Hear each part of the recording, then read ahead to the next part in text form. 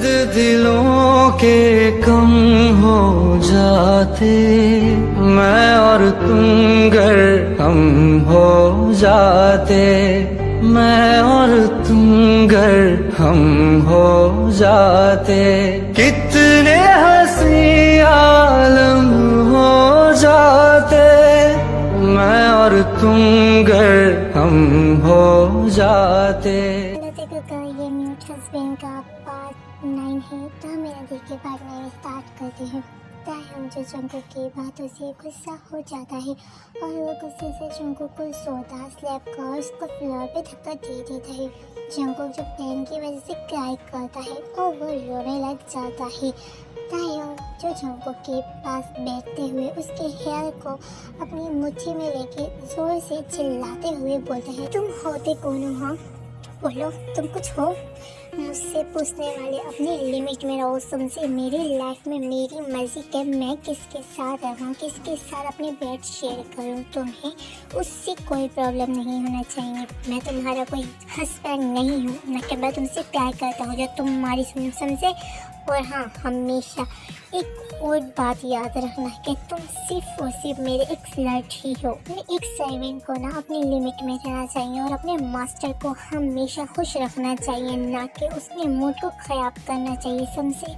Jungkook की आंखों से मुसलसल आंसू गिर रहे थे। उसको ताहम की बातों से बहुत ज़्यादा हर्ट होता है, लेकिन वो एक शब्द भी अपने मुंह से नहीं निकाला। ताहम जो जंगकुक को वहीं छोड़कर अपने रूम की तरफ चला गया और जंगकुक जो वहीं बैठा रो रहा था, उसको ताहम की बातों से बहुत हर्ट होता है और वो ऐसे ही रोता रहता है। और ऐसे ही दिन पे दिन गुजर रहे थे और जंगकुक अब और भी ज़्यादा टूटता जा रहा था और वो बहुत ज़्यादा अब वीक भी हो गया था। और ताहम अभी भी वैसा का वैसा ही था, वो ज़रा भी चेंज नहीं हुआ था। जंगकुक के साथ वो नॉर्मल नहीं हुआ था। जंगकुक को जो कुछ टाइम से वॉमिटिंग हो रहा था, जंगकुक का अचानक फिर से वॉमिटिंग होने लगता है। वो वॉशरूम की जो दीवार के साथ खड़े होकर अपने आंसू भर रहा था और वो अपनी टमी के आगे अपने हैंड को फेंकते हुए बोला, ये क्या हो गया? मैं कैसे ताहम को बताऊँ? वो तो मुझे ही नहीं पसंद करते, तो वो मेरे यानी हमारे होने वाले बच्चे को कैसे एक्सेप्ट करेंगे? मैं कहाँ फंस गया हूँ? मैं अब अपने बच्चे को कैसे पालूंगा? अगर मैंने ताहम को बोला तो वो मेरे बच्चे को मार डालेंगे। नहीं, मैं ऐसा नहीं होने दूंगा। मैं अपने बच्चे को कुछ नहीं होने दूंगा। लेकिन बट मैं करूँ तो करूँ क्या? मैंने ताहम को बताया तो वो बहुत गुस्सा होंगे। अगर मैंने उनसे छुपाया भी तो कब तक मैं इस टमी को यूँ ही उनसे छुपाऊंगा? और 3 मंथ बाद तो मेरी टमी भी खुद ही शो होने लगेगी। अब क्या करूँ मैं? मुझे कुछ समझ नहीं आ रहा। बट अगर कहीं उनको मेरी प्रेगनेंसी के बारे में पता चला, कहीं वो इस बेबी की वजह से मेरे साथ अच्छे हो जाए और हमें एक चांस देकर, शायद मैं जैसा सोचा हूँ ऐसा ना हो और वो इस बेबी को अपना ले। हाँ, मैं उनसे ये बात नहीं छुपा सकता हूँ। अगर उनको पता चला तो वो मुझे और हमारे अनबॉर्न चाइल्ड को मार ना दें। नहीं, मैं अपने बेबी को खो नहीं सकता हूँ। वही अब मेरे आखिरी जीने की वजह है। मैं उनसे ये बात ज़्यादा दिन तक नहीं छुपा सकता हूँ। उनको एक ना एक दिन तो सब पता चल ही जाएगा। वो पूरे दिन यही सोचता रहता है कि वो ताहम को अपनी प्रेगनेंसी के बारे में बताए या नहीं बताए। ऐसे ही अब रात हो जाती है और जंगकुक ने सोच लिया था कि वो ताहम को सब कुछ साफ साफ बता देगा, झूठ नहीं बोलेगा। वो छुपा ही नहीं सकता इस बात को।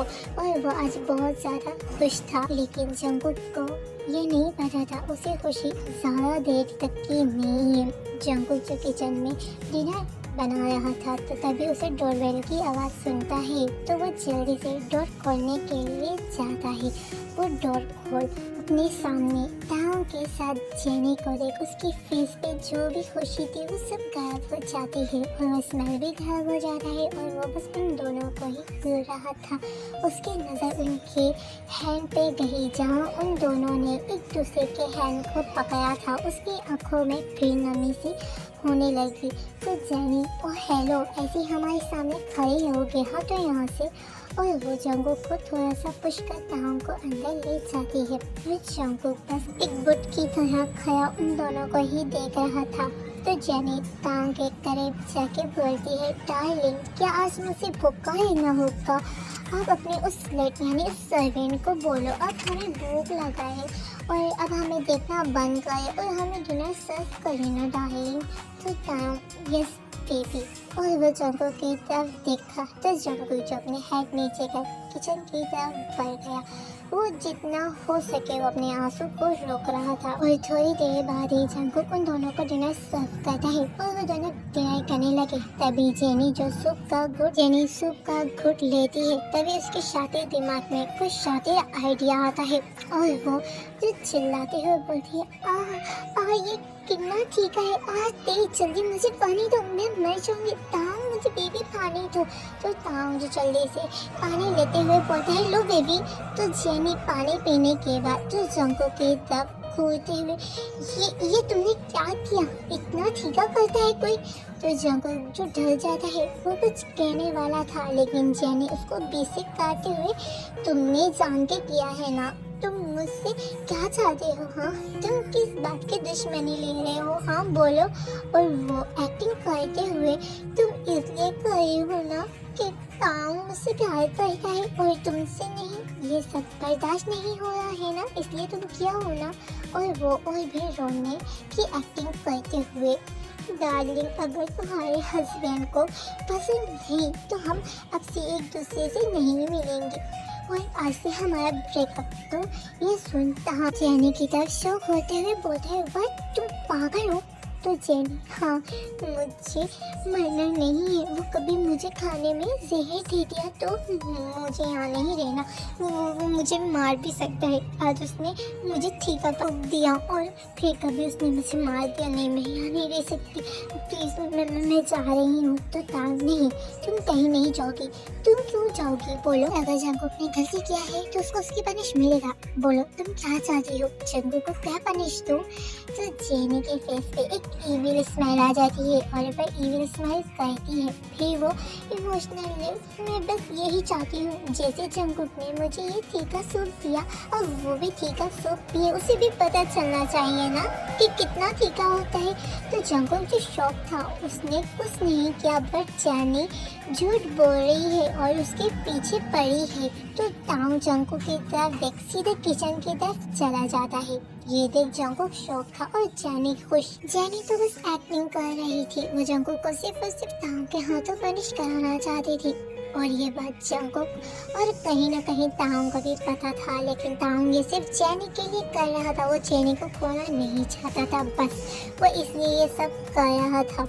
जेनी जंगकुक को देख स्माइल करती है। जंगकुक की आंखें आंसुओं से भरी थी। तांग किचन से जो मिर्ची पाउडर लाके एक बोल में लेके सूप उसमें मिर्ची पाउडर डाल देता है। जंगकुक को तायोंग जो सूप का बाउल देते हुए बोलता है और गुस्से से, चलो जल्दी से इसको पियो, तुमने गलती की है जंगकुक और तुम्हें उसकी पनिश मिलेगी। जंगकुक की आंखों से आंसू गिर रहे थे और वो तायोंग को इमोशनली देखने लगा। तायोंग जो अपने फेस को नीचे कर लेता है क्योंकि वो जंगकुक को बेवजह की पनिश कर रहा था और वो थोड़ा सैड भी फील कर रहा था। और जंगकुक जो तायोंग को दिखता है और उससे वो सूप को बाउल ले लेता है, लेकिन वो एक शब्द भी नहीं बोला था। वो अब थक चुका था तांग से बेफजूल के गिले कर करके, क्योंकि तांग तो उसे कुछ सुनने वाला नहीं था और वो उस सूप ले लेता है। लेकिन तांग की इस हरकत से जंगकुक के दिल में तांग के लिए अब सिर्फ और सिर्फ एक ही जगह थी, वो थी सिर्फ नफरत की। और तांग से वो इतनी हेट करता है वो खुद भी नहीं बता सकता। जंगकुक के दिल में सिर्फ तांग के लिए एक नफरत का ही कोना था और जंगकुक के दिल में सिर्फ तांग के लिए नफरत ही थी। और वो गुस्से से तांग की तरफ देखता है और फिर उस सारे के सारे सूप एक ही सांस में पी लेता है। उसकी आंखें फुल आंसुओं से भरी थी, उसकी आंखें लाल थी। तांग भी जो शौक था और जंगकुक की हालत को देख उसको बहुत ज़्यादा ही तकलीफ होती है। जेनी जो स्माइल कर तांग के हैंड को पकड़ लेती है और वो जंगकुक को देख तांग को बोलती है, चलो डार्लिंग हमें अभी बहुत कुछ भी तो करनी है ना, चलो हमें रूम में चलते हैं। तांग जो चुप था वो बस जंगकुक के बेबसी को देख रहा था, उसके आंखों में आंसू देख रहा था। उसको आज जंकुक की आंखों में आंसू देख उसे बहुत तकलीफ हो रही थी। आज उसको इतनी तकलीफ हो रही थी वो बयान नहीं कर सकता है। जेनी जो तांग को ले जाने लगती है, लेकिन तांग अभी भी जंकुक को ही देख रहा था मर मर के। जंकुक ने एक बार भी तांग को नहीं देखा, वो बस मुसलसल रो रहा था और बस वो सब बातें याद कर रहा था जो शादी से अब तक उसके साथ तांग ने जो जो किया है। एक एक बात को याद कर उसके आंखें आंसुओं से भर गई थी, आंखों से आंसू मुसलसल गिर रहे थे। वो काफी देर ऐसे बैठा रोता है वहीं पर। हमने ऐसे भी क्या खता कर दी, तूने तो जिंदगी सजा कर दी,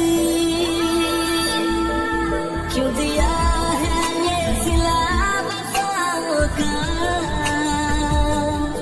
बेवफाई की इंतहा कर दी, जख्म सीने पे हम सजा लेते, दिल में सारे गिले छुपा लेते, दिल की ये आरज़ू रही दिल में, काश के तुम वफा निभा लेते, काश के तुम वफा निभा लेते। बहुत ज़्यादा थक चुका था और वो बहुत जोर से जो फर्श पर पंच करता है और वो बोलता है, आई हेट यू किताब, आई हेट यू। अब मैं तुम्हारी लाइफ से बहुत दूर चला जाऊंगा। तुम यही चाहते हो ना, तुम अपनी लाइफ में खुश रहो। तुमने मेरी लाइफ को बर्बाद कर दिया, मैं तुम्हें कभी माफ़ नहीं करूँगा। तभी उसकी नज़र एक नाइफ पर पड़ती है जो टेबल पे रखा होता है और वो हार्शली अपने आंसुओं को पोंछ उठता है और वो उस नाइफ की तरफ बढ़ा और वो उस नाइफ को उठाकर सीधा अपने रूम की तरफ दौड़ता है। रूम में आने के बाद ही वो सीधा रूम की डोर को बंद कर वॉशरूम में चला जाता है। वो नाइफ को साइड रख खुद शॉवर के नीचे खड़ा हो जाता है और उसके फिर से कंटिन्यू आंसू गिरने लगते हैं और वो दोबारा से दीवार पे पंच करते हुए बोलता है, तुमने मेरी लाइफ को बर्बाद कर दिया। आज मैं तुम्हें तुम्हारी लाइफ को सरप्राइज देने वाला था, लेकिन तुमने मुझे खुद ही सरप्राइज कर दिया है। तुम इतने दिल हो जाओगे मैं नहीं सोचा था। मैंने तो सोचा था तुम ठीक हो जाओगे, लेकिन मैं गलत था। तुमने मुझे गलत ठहराया कि बता रहा हूँ। तुम तो सिर्फ मेरे को बर्बाद करना, मुझे टॉर्चर करना, मेरी लाइफ को हेल्प करना जानते हो। तुम्हें क्या पता आखिर प्यार क्या होता है और तुम्हें क्या पता दर्द क्या होता है। अगर तुम्हें तुम्हारा कोई अपना छोड़ के जाएगा ना, तब तुम्हें ये एहसास होगा।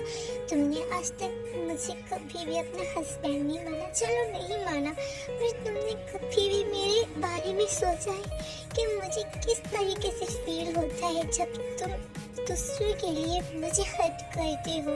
तुमने एक दफ़ा भी मेरे बारे में नहीं सोचा है। क्यों तुम इतने फतर दिल हो। इतना मेरे मॉम डैड भी नहीं थे, लेकिन तुमने उनसे भी ज़्यादा हद पार कर दिया है। I hate you. तुम चाहते हो ना मैं तुम्हारी लाइफ से बहुत दूर चला जाऊँ, तो ठीक है। अब मैं तुम्हारी लाइफ से इतना दूर चल जाऊँगा कि तुम चाह के भी मुझे पा नहीं सकती हो कि बताओ। अब तुम अपनी लाइफ में खुश रहो। वो टांग से दूर जाने का ही सोचते हुए उसकी आंखों से फिर से आंसू बहने लगे और वो फिर शोर के नीचे ऐसे खड़ा रोने लगता है। तुमसे जो दूर हो गए हैं हम, कितने मजबूर हो गए हैं हम, बेबसी बह रही है आँखों से,